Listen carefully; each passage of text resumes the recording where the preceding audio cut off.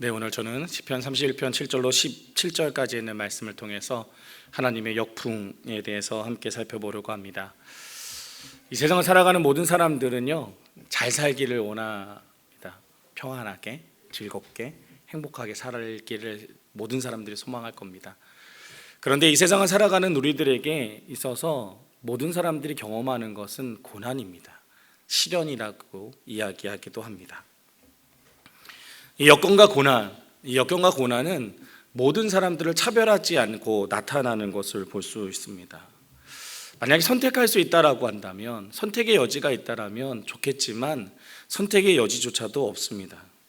또한 이 고난과 역경, 환난, 시련은 반복적으로 우리에게 찾아온다는 사실입니다.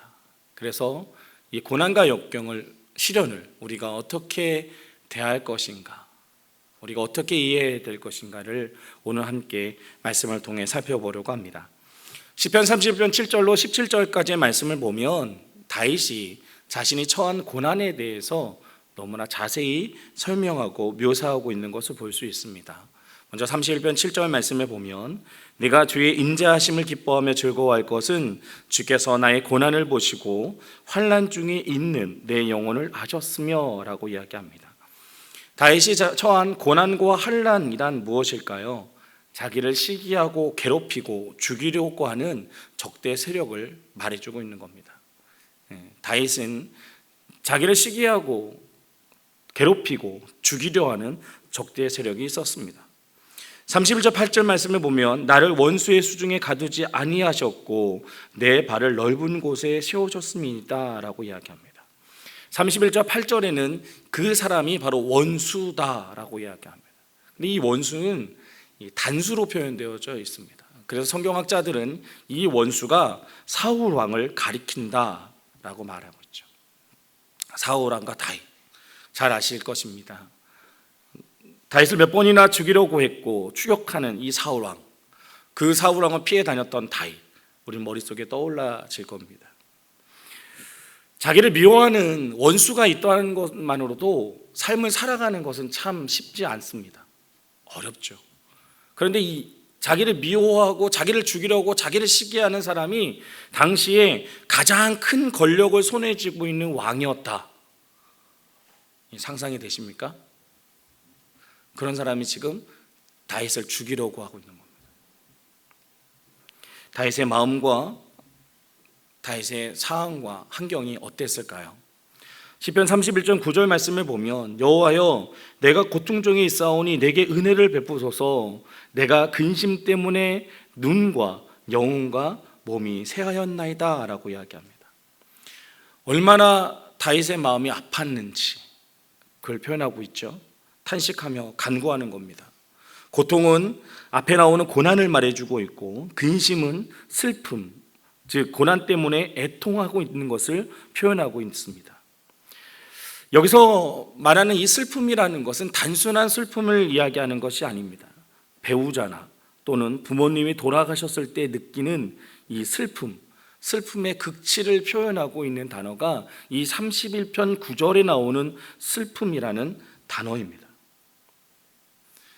그래서 다윗이 얼마나 이 슬픔 때문에 힘들고 마음이 아팠는지 성경은 눈과 영혼과 몸이 새하여졌다라고 표현하고 있습니다. 이런 슬픔을 경험해 보셨습니까? 너무나 슬퍼서 이 슬픔을 주체할 수 없어서 몸이 점점 새하여져 가는 겁니다. 이게 눈물이 흐를 수 없을 정도가 되면 눈에서도 이제 진물이 나기 시작하잖아요. 지금 그런 상황인 겁니다. 다윗의 아픔이. 10절 말씀입니다. 내 일생을 슬픔으로 보내며 나의 연소를 탄식으로 보내며 내 기력이 나의 죄악 때문에 약하여지며 나의 뼈가 새하도소이다. 다윗은 표현하기를 자신의 지금 처한 고난을 묘사하고 있는데 기력이 쇠해졌을 뿐만 아니라 자신의 일생이 이제는 슬픔으로 세월을 보내고 있다라고 탄식하고 있다라고 얘기합니다. 탄식은요, 저절로 나도 모르게 나오는 소리를 가리켜 탄식이라고 이야기합니다. 우리가 때로 슬픈 이야기를 들으면 의도하지 않았지만 나도 모르게 나오는 탄식들이 있죠. 너무나 그 슬픔이 크게 느껴져서 지금 다윗의 일생에 지금 그 삶의 모습이 지금 탄식으로 얼룩져 있다라는 겁니다. 그냥 내 삶을 돌이켜 보면 나도 모르게 그냥 계속 탄식이 나오는 겁니다. 그래서 나의 뼈가 쇠하도소이다라고 이야기합니다. 쉽게 좀 설명을 해드리면 다윗이 너무나 근심과 걱정이 이 마음 고생이 심해서 뼈가 마르고 있다라는 겁니다. 근심 걱정으로 쉽게 더 말씀드리면 골다공증에 걸렸다. 그냥 뼈가 이렇게 아프다 이런 이야기죠. 지금 잠언 17장 22절 말씀에 보면 심령의 근심은 뼈를 마르게 하느니라 라는 말씀이 있습니다. 그러니까 마음이 아프면 그 마음 아픈 것이 마음 아픈 거로 끝나는 것이 아니라 그 마음 아픈 것이 몸에까지 영향을 미치더라 라는 거죠. 지금 다윗이 처한 상황이 그렇다는 겁니다. 너무나 마음이 아프고 힘들어서 그 마음 아픔이 이제는 몸으로까지 오고 있다라고 이야기합니다. 더군다나 시편 31편 11절 말씀을 보면 내 원수들 때문에 내 이웃들에게도 철저하게 무시를 당하고 있습니다. 나의 참백한 모습을 보고 내 친구들이 놀라고 거리에서 만나는 사람들마다 내 모습을 보고 무서워 도망칩니다 라고 기록되어 있습니다. 앞에서는 다윗의 원수는 한 사람이었습니다. 사울 한 사람. 그 사울 한 사람으로 인해서 너무나 힘들고 괴로워서 마음이 아팠다는 이야기입니다. 그런데 이제 31편 11절부터는 그 원수가 원수 둘로 바뀌고 있습니다. 그 이야기는 이제는 다윗에게는 적이 한 명이 아니라 여러 명으로 늘어났다라는 겁니다. 더군다나 오늘 본문을 보시면 모든 제적들이 그를 괴롭히고 있다라고 성경은 이야기합니다. 한 사람일 때도 뼈가 말랐고 눈이 아팠고 정말 어떻게 할 수 없는 그런 지경이었는데 이제는 그 원수들이 한 명에서 여러 명, 아니 모든 사람들이 다윗의 대적들로 바뀌었다라는 겁니다. 그 많은 대적들과 이웃들에게 욕을 당했다라고 이야기합니다. 욕은 상대의 가치와 명예를 깎아내리고 비방하는 것입니다. 더 나아가 성경은 다윗은 이젠 대적들에게 욕을 당한 것이 아니라 이웃들에게 더 심하게 당했다라고 이야기합니다. 그리고 11절 후반절에 보면 다윗의 친구들까지도 이제는 다윗을 멀리하기 시작합니다. 21절 후반절에 보면 놀라다라는 표현이 있는데 이 놀라다라는 표현은 깜짝 놀랐다는 이야기가 아닙니다. 나를 멀리하다라는 뜻을 가지고 있습니다. 친구들조차도 다윗을 멀리하기 시작했다라는 겁니다.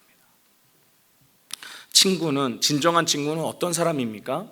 진정한 친구는 어려울 때 함께 할 수 있는 친구가 진정한 친구라고 이야기하지 않습니까? 평소에 친한 척하다가 어려움에 빠진 친구를 외면하는 친구는 진정한 친구가 아닙니다. 내가 잘 됐든 잘못됐든 상관없이 나를 믿어주고 나와 함께 해주는 사람이 친구입니다.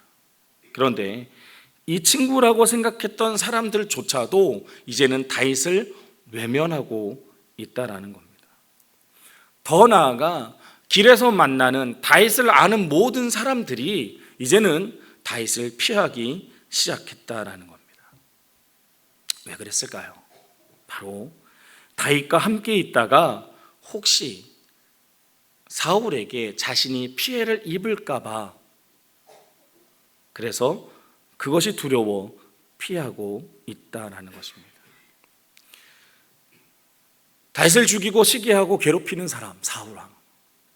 그 사울왕이 볼 때에 다윗의 친구라고 여기게 되면 혹시 그 다윗을 죽이려는 그 마음이 자기에게 올까 봐 다윗의 주변에 있는 모든 사람들이 이제는 다윗을 떠나기 시작했다라는 겁니다. 그래서 다윗은 이렇게 고백합니다. 12절입니다. 마치 내가 죽기라도 한 듯이 나를 기억하지도 못합니다. 나는 깨어진 질그릇과도 같습니다 라고 이야기해요. 다윗은 분명 살아있습니다. 그런데 다윗을 아는 모든 사람들이 다윗을 대하기를 마치 잊혀진 사람처럼 대하고 있다라는 겁니다. 아는 척도 하지 않습니다. 마치 죽은 사람 대하듯이 대하고 있다라는 겁니다. 다윗의 마음이 어땠을까요? 그래서 다윗은 표현하기를 자신은 깨진 그릇과 같다라고 표현하고 있는 겁니다. 이 세상에 깨진 그릇을 원하는 사람은 아무도 없습니다. 왜냐하면 깨진 그릇은 쓸모가 없기 때문입니다. 다윗은 이제 자신을 이 깨진 그릇과 같기 때문에 아무 사람도 나를 원치 않다라고 이야기합니다. 13절 말씀에 보면 나를 업신여기고 비방하는 말들을 들었습니다. 사방에서 무시무시한 소리가 내게 들려옵니다. 저들이 악한 계획을 세우고 나를 죽이려고 합니다. 이젠 다윗은 무리의 비방을 듣고 두려움에 힘싸였다라고 이야기합니다.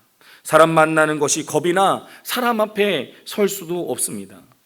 심지어는 사람들이 모여서 자기를 죽이려고 한다는 소식까지 듣게 됩니다. 다윗의 마음이 어땠을까요? 저는 시편 31편을 묵상하고 말씀을 준비하면서 예수님이 생각이 났습니다. 예수님이 이러시지 않으셨을까? 다윗과 같지 않으셨을까? 시편 31편에 등장하는 다윗의 고백이 마치 예수님의 고백처럼 저에게 들렸습니다. 예수님이 예루살렘에 입성할 때 수많은 사람들이 환호했습니다. 겉옷을 벗었습니다. 이스라엘 사람들이 겉옷은 생명과 같은 겁니다. 근데 그 겉옷을 벗어 땅에 깔았습니다. 그리고 환호했습니다. 그 며칠 후에 그 이스라엘 백성들이 어떻게 합니까? 십자가에 못 박으라고 예수님께 외쳤습니다. 3년 동안 예수님과 동고동락했던 예수님의 제자들이었습니다. 만나면 누가 크냐라고 이야기했던 그 제자들이 이제 예수님을 모른다라고 다 떠나버렸습니다. 홀로 남겨질 것을 아셨던 예수님. 마음이 어떠셨을까요? 예수님은 이 모든 고난을 아셨지만 그럼에도 불구하고 이 고난을 감당하셨습니다. 사랑하는 성도, 우리가 고난을 닥쳤을 때 이 고난이 때로는 우리를 넘어뜨릴 수도 있지만 이 고난으로 인해 우리는 날아오를 수도 있습니다. 고난을 통해 우리가 넘어지느냐 날아오느냐는 이 고난을 우리가 어떻게 이해하느냐에 따라 달려 있습니다. 왜 하나님이 이 고난을 우리에게 허락하셨을까? 그 이유와 목적을 알게 된다면 우리는 독수리처럼 날아올 수 있습니다. 하나님께서는 때때로 고난을 통해서 하나님께 집중하라고 우리에게 말씀하십니다. 이 세상을 살고 있는 우리는 너무나 바쁜 세상 속에 살고 있습니다. 그래서 하나님께 관심을 두지 않고 살아갑니다. 너무 할 일이 많아서 너무나 바빠서 하나님에 대한 관심은 뒷전입니다. 그래서 모든 시간과 노력을 하나님이 아닌 다른 것에 더 많이 사용하고 있다는 겁니다.